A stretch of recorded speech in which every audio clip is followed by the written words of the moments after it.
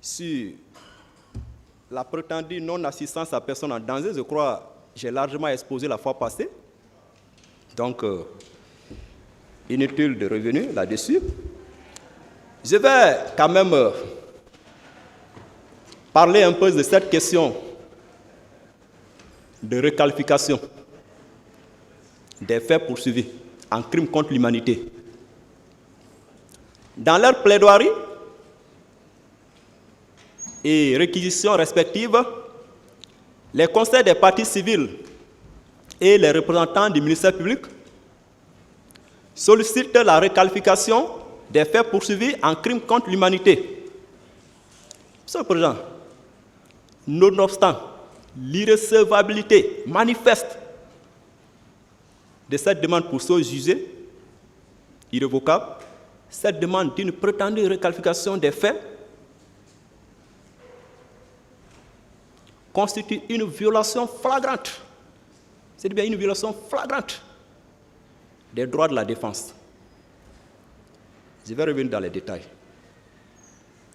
D'abord, de l'irrecevabilité des réquisitions du ministère public aux fins de requalification tirées de la chose jugée irrévocable par l'organe de leur conseil respectif, juste pour un peu rappeler ce qui s'est passé bien avant la saisine de votre auguste tribunal. Par l'organe de leur conseil respectif, les parties civiles avaient formellement interjeté appel de l'ordonnance de requalification de non-lieu partiel et de renvoi devant le tribunal criminel, qui avait été rendu par le pool des juges d'instruction au motif que les faits poursuivis par le ministère public seraient constitutifs de crimes contre l'humanité. Et suite à cet appel interjeté par les parties civiles, statuant en tout cas sur les mérites des appels interjetés par les conseils des parties civiles, la deuxième chambre de contrôle de l'instruction a, par l'arrêt numéro 23 du 18/5e mois 2018, vidé son délibéré et les a déclarés mal fondés en confirmant l'ordonnance querellée. Et les mêmes parties civiles, Monsieur le Président, honorables assesseurs, les mêmes parties civiles, n'étant pas satisfaites, ont continué jusqu'à la Cour suprême. Donc, par l'organe de leurs conseils respectifs, les mêmes parties civiles ont exercé un pourvoi aux fins de cassation de l'arrêt confirmatif rendu par la deuxième chambre de contrôle de l'instruction de la Cour d'appel de Conakry.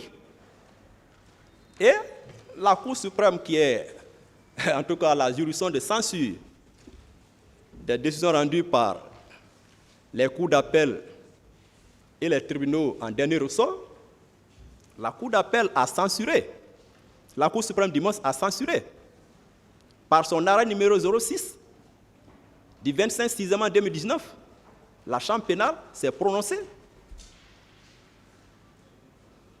Elle a rejeté du Mons. La Chambre pénale a rejeté le pourvoi comme non fondé.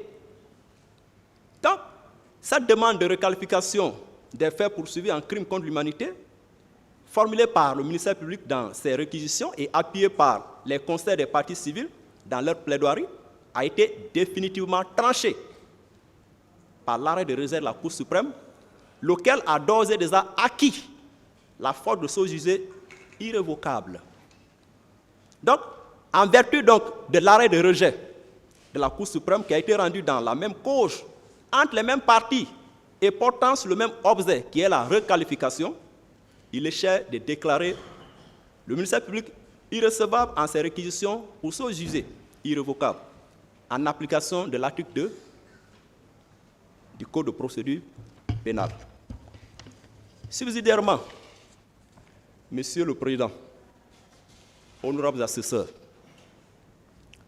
le cabinet du pool des juges d'instruction et la deuxième chambre du contrôle de l'instruction ont fait une bonne application, en tout cas ont bien observé le principe de la légalité des délits et des peines, autrement appelé la légalité criminelle. Ce principe a été observé, ce principe qui est consacré par les dispositions de l'article 6 du Code pénal. L'article 6 du Code pénal qui dispose en ces termes: sont seuls punissables les faits constitutifs d'une infraction à la date à laquelle ils ont été commis. Ne peuvent être prononcées que les peines légalement applicables à la date de la décision. Mieux, Monsieur le Président, honorable membre du tribunal, le ministère public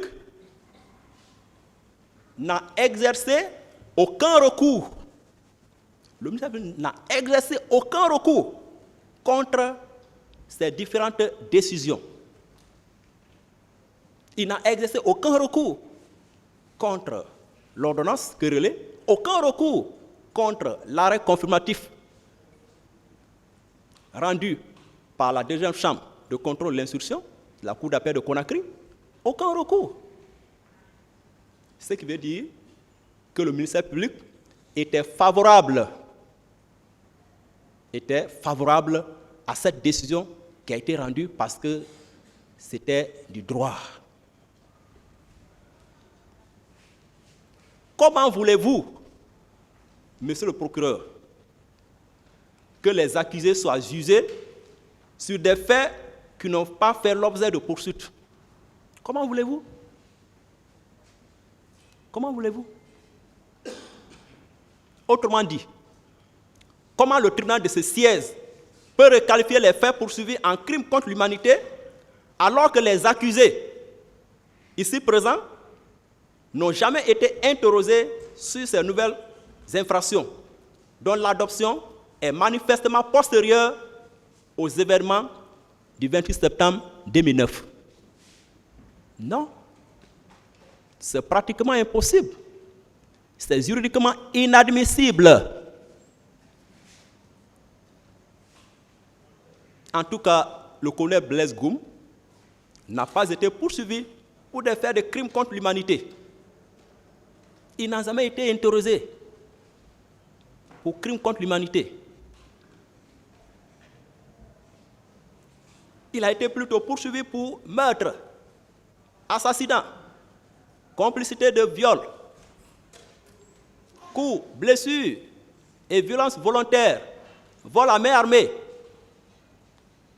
Il a été interrogé sur ses chefs d'accusation et non sur des faits de crimes contre l'humanité.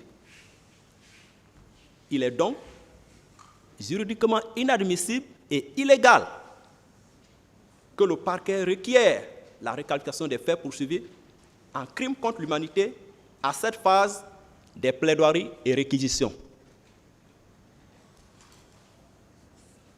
C'est inopportun. C'est d'ailleurs une atteinte grave aux droits de la défense et une violation délibérée des articles 5 et 6 du Code pénal de la part du ministère public. D'où il échait de rejeter purement et simplement les réquisitions du ministère public tendant à la requalification des faits poursuivis en crime contre l'humanité comme inopportune et infondée. Même la liberté de qualification, puisque le ministère public a pris cela comme étant une autre arme contre la défense. Que non, vous n'êtes pas saisi de qualification, Monsieur le Président, vous êtes saisi des faits. Même la possibilité de qualification et de requalification,